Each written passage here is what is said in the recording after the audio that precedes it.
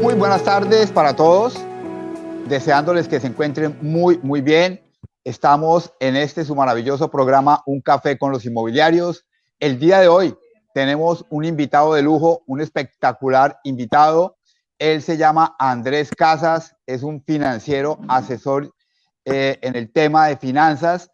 Andrés, bienvenido. Por favor, nos cuentas en unos breves instantes quién eres, a qué te dedicas exactamente. Gracias, bienvenido. Herbert, muy buenas tardes. Gracias por la invitación nuevamente. Es un gusto estar aquí contigo. Aprendo muchísimo y también pues complemento muchas cosas con tu ayuda en diferentes campos en los que nos movemos actualmente. Bueno, yo actualmente pues me dedico y junto con mi empresa a la comercialización de créditos a nivel nacional. Trabajamos con las principales financieras de Colombia o de la banca nacional, los bancos principales, que son aproximadamente 9 entidades. También asesoramos en la parte legal, jurídica y financiera para a las personas que desean tomar crédito de cualquier línea, que puede ser hipotecario, puede ser un leasing, puede ser un crédito de libranza por convenio, consumo o libre inversión, hasta vehículo. Toda esa es la parte que hacemos actualmente junto con la empresa. Es puntualmente eso y pues también tenemos una parte que también funciona como inmobiliaria, Herbert. Perfecto, Andrés, muchas gracias. Las preguntas que te tengo el día de hoy, Andrés, básicamente son solicitadas a asesores inmobiliarios que durante su trayectoria y durante su diario vivir con sus prospectos o sus clientes se encuentran en el camino ellos con estas inquietudes. Entonces, el día de hoy te las quiero transmitir para que ellos a su vez vayan despejando las dudas y lógicamente esta información también le va a servir a todas las personas que estén interesadas en solicitar un crédito. Andrés, primero que todo, gracias nuevamente por aceptar la invitación y a todos les digo lápiz y papel porque la información que viene es de mucho valor, de mucho contenido. Andrés, nos preguntan desde Bogotá cuáles son los motivos por los que algunos asesores inmobiliarios no quieren créditos hipotecarios, quieren hacer ventas con créditos hipotecarios. O sea, el asesor o la El parte... asesor, el asesor, como que el asesor, hay Ah, asesores, no todos, pero el asesor a veces como que dice, uy, hay un crédito de por medio, entonces como que no prefiere mucho ese tipo de negocio. bueno, cuando uno no quiere algo, digamos que es por el miedo, ¿no? Y el miedo quiere decir desinformación. Cuando uno está informado, cualquier prospecto, si uno lo sabe manejar y tiene el conocimiento de la información, digamos que es ganancia. Entonces, no hay que tener miedo, hay que hacer son las preguntas correctas. Y como lo dices tú en muchos, digamos que en diferentes aspectos, hay que escuchar bastante bien. Y luego sí, hacer las preguntas pertinentes para canalizar hacia dónde vamos. Claro, un asesor siempre va a preferir, porque digamos que una persona que llegue con el efectivo, porque dice es una negociación rápida, pero a veces no es tan rápida, porque hay veces que hay inconvenientes internos en el tema más que todo de estudio de títulos. Entonces también hay que desconfiar desde todo punto de vista. Entonces el asesor va a querer es decir en efectivo es mejor y no le va a gustar la idea de que haya un crédito de por medio, pero le aseguro que si hace las preguntas correctas, seguro que se vuelve un prospecto y un potencial muy grande, porque ese puede ser un prospecto muy, digamos que muy bueno a futuro y de igual manera también puede seguir llegando el que está como, el que posiblemente llegue como con el efectivo en la mano. ¿Qué pasa?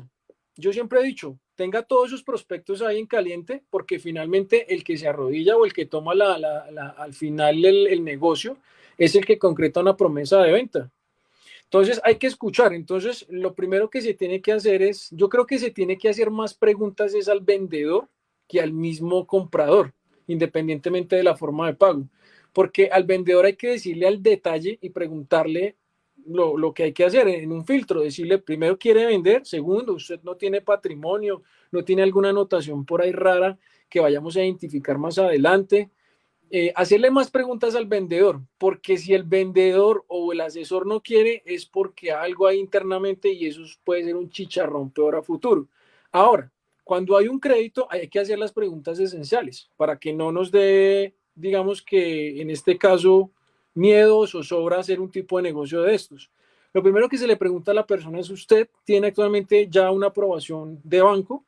Me va a decir sí, perfectamente. Usted me la puede compartir para ver el monto y la línea de crédito que le dieron, para ver si se puede, digamos que empalmar con digamos que con este inmueble que usted le gustó. Entonces ahí usted va cerrando poco a poco. Si le conviene, aparte de eso, usted tiene que indagar cuánto tiene de cuota inicial y ver la línea de crédito si sirve, porque ya se sabe que si es un leasing tiene unos porcentajes, si tiene un crédito tiene otros porcentajes. Queda abierta la opción para que cuando se empiece avalúo y estudio de títulos, que ya es otro paso, pero lo esencial es no decir eso, sino simplemente indagar más y que le den más información. Con eso lo vamos aterrizando más hacia el negocio, porque posiblemente ese crédito no sirva para ese inmueble, pero de seguro que sí sirve para otro portafolio de otro inmueble que se acerque a eso. O sea, hay es que preguntar más Preguntar. y llevarlo a cabo de alguna manera, Perfecto. desde que haya una carta de aprobación, que es la primera pregunta, no es más. Perfecto. Preguntar, preguntar. Ojo con lo que está diciendo Andrés, y esto sirve para todas las personas que manejamos ventas. Vender no es hablar, vender es escuchar. Porque si nosotros nos enfocamos a solo hablar y no escuchamos a nuestro cliente o a nuestro prospecto, pues difícilmente vamos a saber qué es lo que él está necesitando y qué es lo que está buscando. Andrés, muchas gracias. La otra pregunta es, cuando se tiene un crédito con X banco, vamos con un banco X, ya tienes un crédito, y se quiere hacer la compra de un inmueble y este inmueble está hipotecado, tiene una hipoteca con un banco diferente, ¿se puede hacer? ¿Se puede manejar? Sí, señor. Se puede hacer, eso se llama, o el proceso que se debe hacer es una sesión interna entre bancos para la afectación de la garantía. Entonces, sin problema, se puede hacer. Obviamente que lo recomendable es que sea el mismo banco, pero ya esa persona le aprobaron en ese banco, de seguro también le pueden aprobar en ese mismo donde está la garantía afectada. Pero en caso de que no, porque quiere ese banco que tiene actualmente, listo. Eso hay un proceso interno que se hace por medio de unos formatos, unas cartas, para que cuando ya se haga el proceso de formalización de crédito, internamente la sesión pase al nuevo banco. Se los explico más, se los redondeo mejor. Es como cuando hay una compra de cartera interna entre bancos. Entonces, resulta que yo lo tengo en Colpatria y la tasa está más alta, y ahorita me llama el Banco de la Vivienda y me ofrece bajarme las condiciones de tasa por esa compra de cartera, de esa garantía hipotecaria.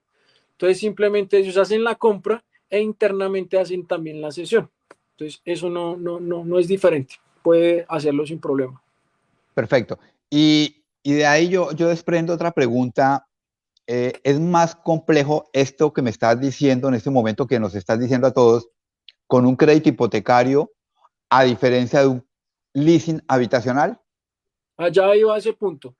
En un leasing habitacional no es conveniente que sean bancos diferentes, porque un leasing, digamos que es otro proceso, digamos que más complejo. Cuando es un leasing, sí asegúrense que sea el mismo banco para que se haga una sesión interna, porque se hace unas sesiones de contrato, que es diferente a una sesión hipotecaria.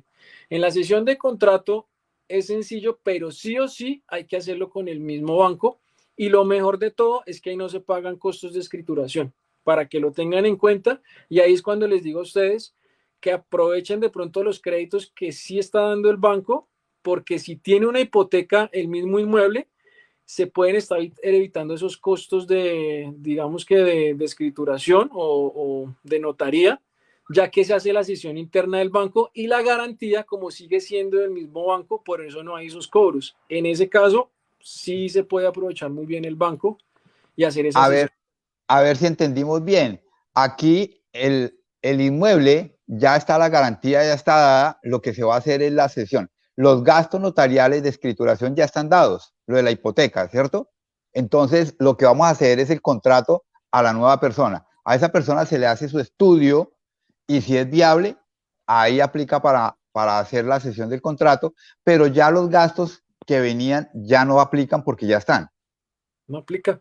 Solamente con la aprobación que inicialmente le hizo el banco a la persona por un leasing habitacional, o bueno, hay también leasing comerciales, lo que hace es que se cede a la nueva persona que va a adquirir ese leasing, y lo que hace el banco es que como la garantía es de ellos, pues no se hace ningún proceso, sino solamente cesión de contrato, no es más. Excelente. No hay costos de por medio, y ahí sí se puede aprovechar lo que les digo cuando es la oportunidad de crédito.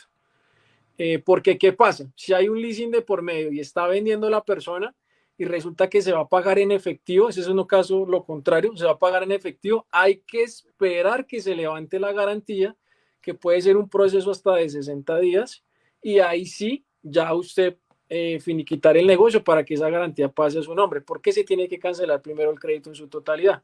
Claro, Entonces, y ahí se generan nuevamente todos los gastos de escrituración, de notariado, de registro, todos los gastos vuelven otra vez. les voy a contar un secreto, con leasing, ahí van a tener primero un gasto porque tienen que pasar ese inmueble a levantar la garantía a nombre de la persona, y vuelve y escritura porque para el nuevo comprador.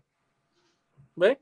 Ve Claro. todo, o sea, hay que tener las políticas muy, muy claras de cómo proceder en cada negocio, y hay que escuchar para ver qué posibilidades, o eso es como una carta de, una baraja de cartas. Me van soltando, yo voy mirando cómo lo voy organizando. Pero en este caso, imagínense todos los costos que se están evitando. Por eso les hago un tip adicional. Por eso es que no se compran leasing, o las personas no están dispuestas a comprar la cartera de, porque se paga una doble escrituración, que en este caso haría lo mismo. Bueno, acá es donde yo hago énfasis que cuando tú vayas a hacer un negocio, asesórate de personas con la experiencia de profesionales que saben y te pueden aconsejar. Muchas veces las personas, cuando son inmobiliarios, cuando somos inmobiliarios, creemos que todo no lo sabemos y no nos asesoramos del abogado, del el contador, del financiero, como en este caso Andrés, y ellos tienen esos secreticos que tú acabas de decir que nos pueden ayudar a economizar dinero, a economizar tiempo y a evitar dolores de cabeza. Perfecto, Andrés, muchas gracias. Andrés, tenemos otra pregunta que nos hacen.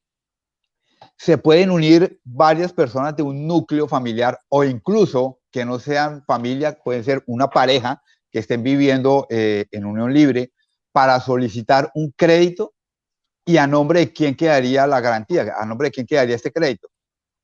Listo. Se puede hacer, si es entre familias, si es un núcleo familiar, pues se sabe que pues, es digamos que la pareja, los hijos, o si es un familiares, tiene que tener hasta grado de consanguinidad de segundo, ¿sí? Pueden ser hasta primos, dependiendo la política de cada banco, pero sí se puede. Todos los bancos manejan una política diferente por el grado de consanguinidad. Ahora, si son dos personas que conviven, eh, ya se da como o sea, como un matrimonio o una unión libre, entonces pueden acceder como núcleo familiar, ¿sí? Entonces ahí pueden, creo que en algunos bancos se pueden hasta tres personas. Por ejemplo, puede mi pareja y puede el grado de consanguinidad, que puede ser mi mamá o a la suegra de alguno de los dos participantes. En el caso extremo, porque los ingresos no están dando y te necesitamos alguien que nos ayude a apalancar esa parte para que nos puedan aprobar el monto del crédito que necesitamos junto con el plazo.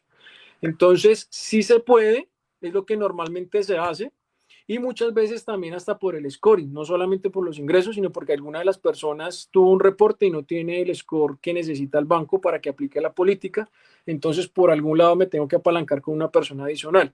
Ahora, viene otro caso.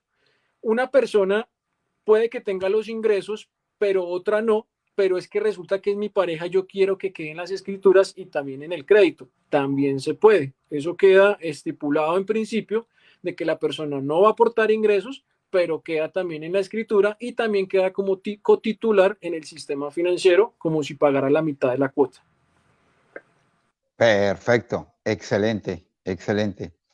Andrés, nos preguntan cómo perfilar el cliente y cómo se calculan las cuotas aproximadamente, porque hay muchas personas que por desconocimiento, entonces no tienen la menor idea de cuánto aproximadamente van a pagar, entonces dicen, oh, eso me sale costoso, voy a durar tantos años endeudado, pero si de pronto tú tienes una fórmula o en dónde poder encontrar esa tabla de aproximadamente cuánto queda pagando una persona por una solicitud de un crédito de X monto a tantos años, sería genial. ¿Y cómo perfilas un cliente para saber? Porque muchas oportunidades los asesores inmobiliarios van, atienden al cliente y finalmente esta persona pues no cumple con unos requisitos mínimos para poder aplicar un crédito. Exactamente. Pues bueno, digamos que por la experiencia mía, yo ya hago unos cálculos matemáticos y hago unas preguntas puntuales y yo ya sé si es potencial o no. Aparte de eso, que me apalanco con un sistema financiero para saber que la información que me esté dando tanto el vendedor o el comprador sea real.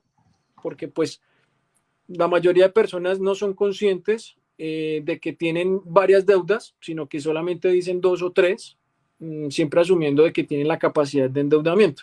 Y pues uno no se va a lo que le dice a alguien, sino uno se va a los hechos.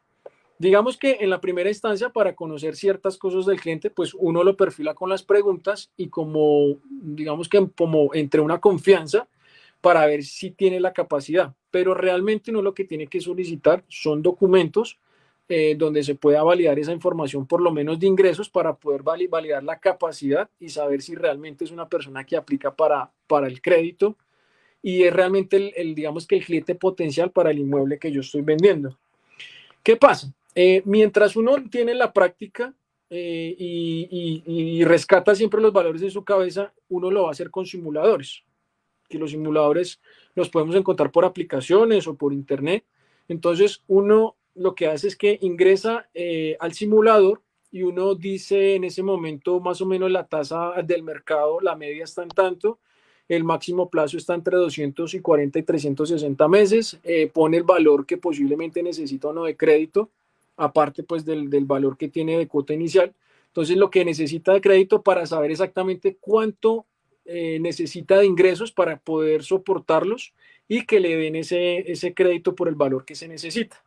Entonces, se pueden apalancar por simuladores, pero lo esencial es pedir la información de primera mano y que sea real, diciéndole a la persona es usted de dónde provienen sus ingresos, exactamente cuánto gana. Entonces, si es una persona que tiene claro que de pronto es trabajador, dice yo me gano tanto. Tenemos que conocer varias políticas y empezar por la ley de vivienda, que es el 30% de lo que usted tiene en salario o de las personas que se vayan a reunir para determinar los ingresos. Entonces, primera política, tengo que saber que tengo que darle, solamente le va a prestar el banco el 30% de sus ingresos para la ley de vivienda. Primera política.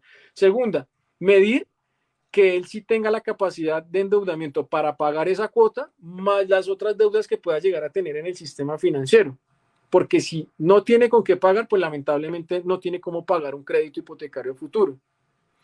El otro paso es ya pues demostrarlo y arrancar un proceso de crédito porque previamente el asesor ya ha analizado todo eso y de pronto se apalanca con alguien del sistema financiero como pues lo soy yo, que es medirle esa capacidad si la tiene por el lado de la demostración de ingresos, pero es pidiendo información, diciéndole, claro, yo le puedo colaborar con esa información, pero hagamos una cosa, regáleme esta información que es primordial para nosotros para ayudarle en el trámite de crédito y decirle efectivamente si usted aplica para este inmueble que tanto quiere o no. Andrés, cuando tú hablas de que el banco le presta el 70%, estamos hablando de un crédito hipotecario.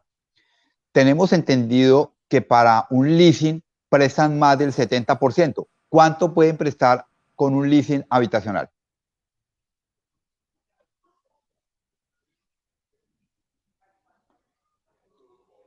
Hola, Andrés. Sí, te escucho. Ya, perfecto. ¿Cuánto? No sé si me escuchaste la pregunta. No, te quedaste. Bueno, nos congelamos un momentico. Andrés, tú nos estás comentando que con un crédito hipotecario prestan hasta el 70% y tenemos entendido que con el leasing habitacional prestan más. ¿Hasta cuánto prestan con un leasing habitacional? Sí, hay que mirar con qué banco se va a hacer. porque todos los bancos manejan políticas diferentes. Hay bancos que prestan hasta el 85% del ICI, pero normalmente yo siempre les digo a mis clientes, digo, hasta el 80 le presto.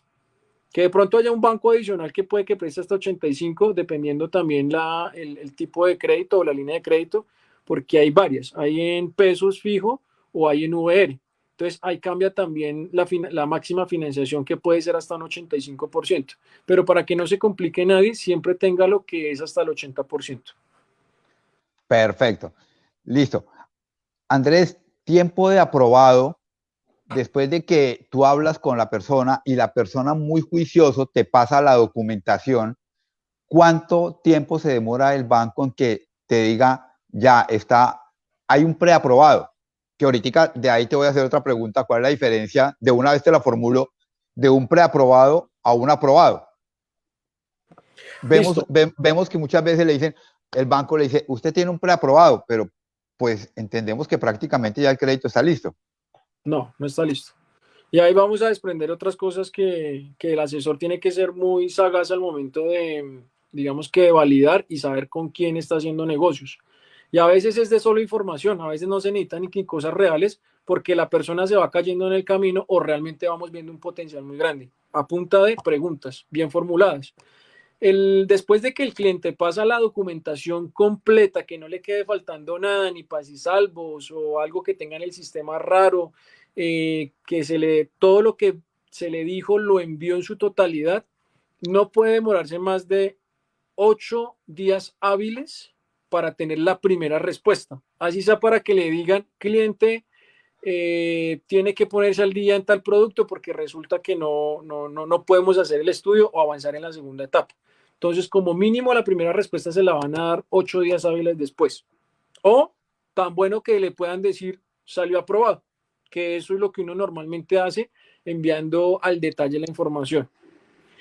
Bueno, la otra pregunta me la recuerdan, Herbert, que era la... Cuando el banco me dice, usted tiene un preaprobado, ¿cuál es la diferencia? O sea, se siente que estamos a un paso cercano de que ya tenemos ese crédito. Sí. Hay bancos, por eso digo que todos los bancos funcionan diferente. Hay bancos que simplemente le analizan en un simulador de Excel. Uno llega allá o a la oficina y resulta que él le dice, sí señor, siéntese. El asesor ve si es un potencial, porque también hace las preguntas correctas, porque ahí lo capacitan para hacer ese tipo de preguntas para no perder tiempo. Entonces a él le dicen, le va a llegar todo tipo de personas, pero ellos evalúan si corren el sistema en línea del banco para dar una preaprobación en línea, o simplemente creen que están hablando con una persona que no sabe mucho y solamente está preguntando por preguntar. Al medir ellos eso, dicen, se lo voy a hacer por un Excel porque voy a determinar bajo la información que usted me da por buena fe. Ellos ingresan al simulador de Excel, si usted se gana tanto, sus pasivos son de tanto, usted le pueden aprobar más o menos tanto. Y hay sistemas que solamente preaprueban, dependiendo del banco. Entonces dicen, listo, vamos a ingresar su información y en este momento el banco nos está arrojando que sí se le puede prestar este monto y se le puede prestar bajo estas condiciones, pero dependemos de que usted nos envíe la información que nos está diciendo que suponemos que es real y que nos envíe también los documentos del inmueble para ver si aplica para esta línea que usted me está solicitando. Entonces, como no se sabe el tipo de inmueble que quiere y si realmente lo que nos está notificando es correcto en cuanto a los ingresos, entonces se le da una preaprobación, pero en firme se le da cuando el crédito pase a estudio de riesgos, que es un canal que tienen internamente los bancos para analizar el nivel y ahí decirle en firmes tiene su preaprobación y ya puede buscar el inmueble bajo estas condiciones. Entonces, ahí, Ah, dependiendo del banco, hay dos filtros, un preaprobado o un aprobado en firme para validar al detalle la información de ingresos y del inmueble. perfecto. Excelente, excelente. La verdad que son cosas que muchas veces desconocemos y asesores inmobiliarios o personas que verdaderamente aprendan y se informen, es mucho más fácil poder solicitar un crédito, ganar tiempo y hacerlo de la mejor manera. Andrés, un asesor inmobiliario nos pregunta,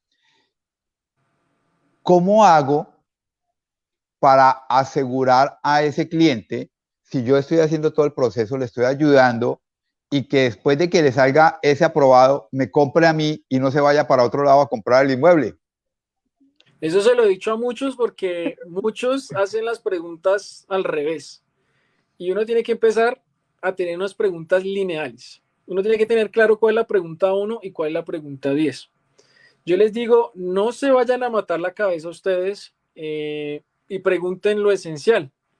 Yo siempre digo, la primera pregunta a la persona, ¿quiere realmente vender o tiene dudas y lo quiere pensar mejor? Segundo, ¿tiene patrimonio de familia? ¿Tiene alguna anotación por ahí rara para que me diga de principio para saber a dónde vamos a llegar y realmente por cuál es el mejor canal para hacer efectiva una venta de estas? Ahora, ¿qué estoy haciendo yo por experiencia?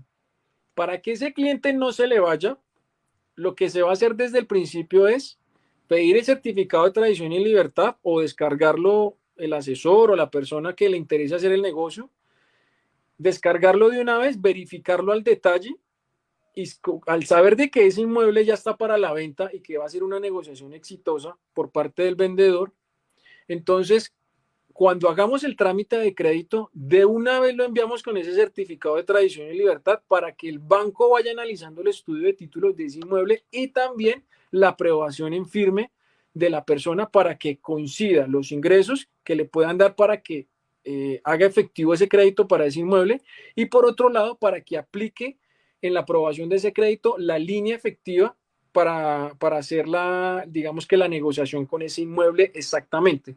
Ahí que está asegurando que la negociación es exclusivamente para ese inmueble que usted está vendiendo Perfecto. y adicional para que le aprueben sobre ese inmueble que usted está solicitando. No, Excelente, que el asesor excelente. no le va a Claro, poder, porque la persona tiene que ser honesta desde el principio, porque esto va a correr dinero y va a correr costos de tiempo. Entonces, es como aterrizarlo, decirle no. Yo le voy a colaborar con esa parte financiera, pero de la mano es exclusivamente para ese inmueble, porque ahora los bancos, para no perder tiempo, porque esto se les está volviendo un desgaste, están pidiendo con anticipación el certificado de tradición y libertad del inmueble. Con eso el banco tampoco pierde tiempo y digamos que es un gana-gana, pero realmente con algo honesto desde el principio. y de esa manera el asesor inmobiliario asegura que el inmueble que él presentó es el que se va a hacer, el crédito se va a hacer sobre ese inmueble. Perfecto. Andrés, Exacto. ya casi vamos llegando al final, ya casi vamos llegando al final. Me preguntan, ¿cómo es la gestión para aquellas personas que quieren acceder a un crédito, pero todavía no tienen ningún tipo de experiencia crediticia? O sea, ¿cómo se ponen bonitos para el banco? ¿Cómo es el proceso para empezar a ponerse bien bonitos para el banco, para que sean atractivos, para que el banco les haga un crédito? Pues mira, lo que pasa es que hay todo tipo de clientes. Yo creo que lo principal es preguntarle, ¿realmente este es el momento para usted invertir? Sí, perfecto. Yo siempre hago la pregunta clave, ¿cuánto tiene ahorrado?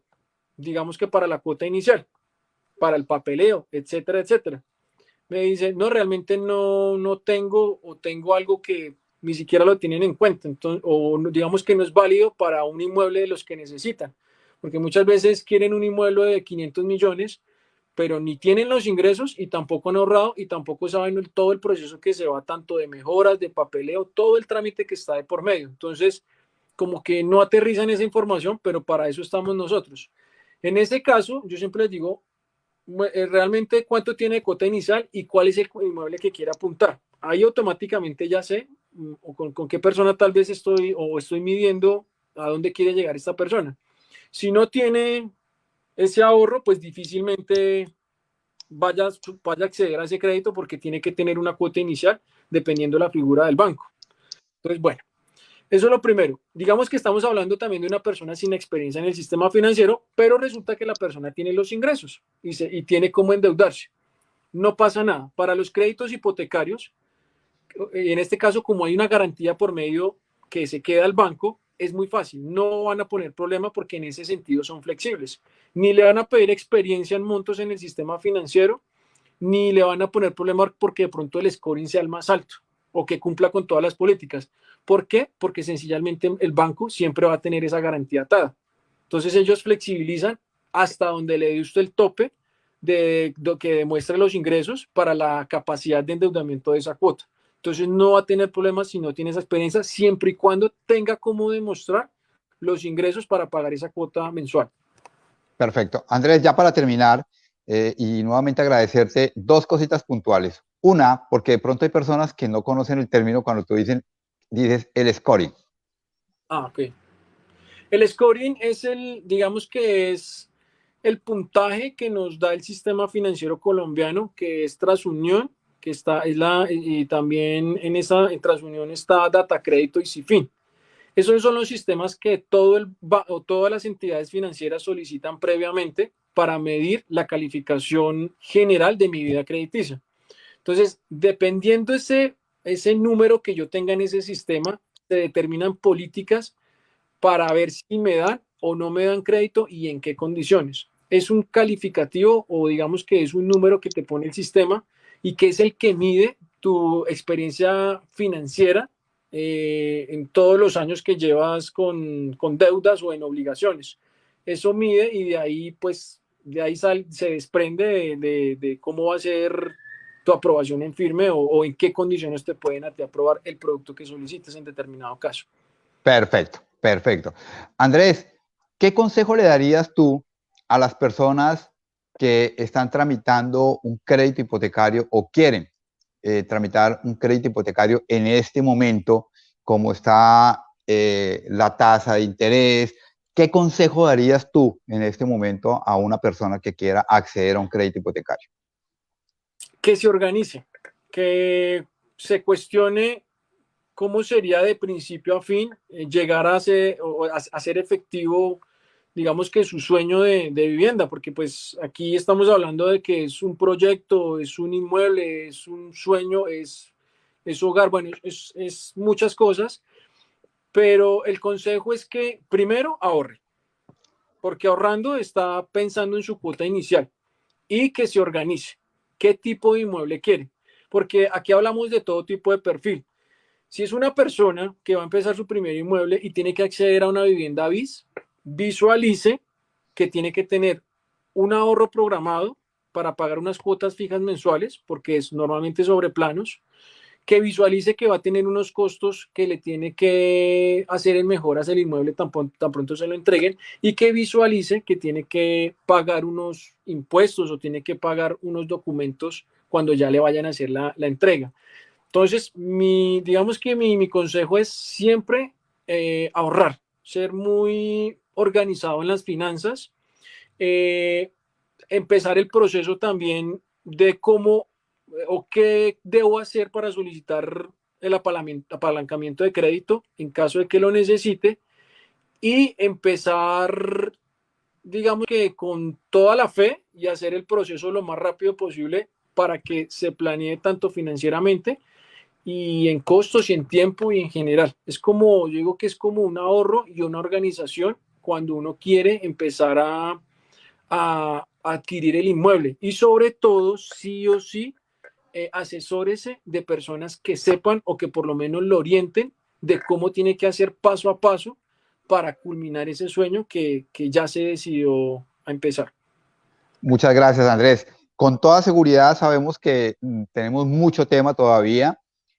Vamos a organizar para invitar nuevamente a Andrés a este maravilloso programa y la otra parte será la preguntas similares, pero más enfocadas a inversionistas, a personas que tengan la mentalidad de inversión, que quieran acceder a un crédito y que sepan hacer los números y que Andrés nos asesore cómo lo pueden hacer para volverse inversionistas y apalancarse de los bancos para poder empezar a crecer en el sector inmobiliario. Andrés, muchas gracias por tu tiempo, por tu información y nada, esperamos verte muy pronto nuevamente. Paola, la persona que nos colabora, Paola Contreras, el detrás de cámaras, muchas gracias por tu colaboración. A todos, gracias y ya pronto verán esta entrevista en el canal de YouTube y semanalmente seguiremos trayendo personas con gran conocimiento como Andrés para que nos sigan informando. Chao, felicidades. Adiós, Herbert, y con gusto. Estén bien. Gracias.